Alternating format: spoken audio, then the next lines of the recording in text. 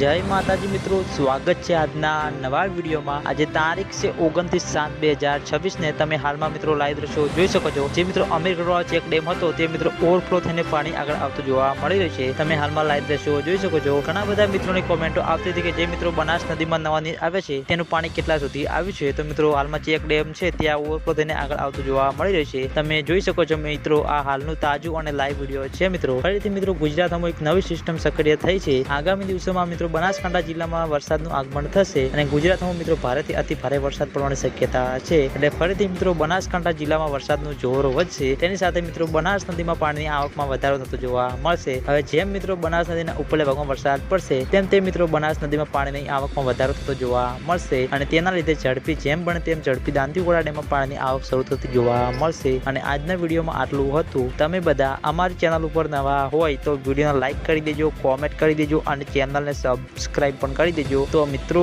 જય માતાજી।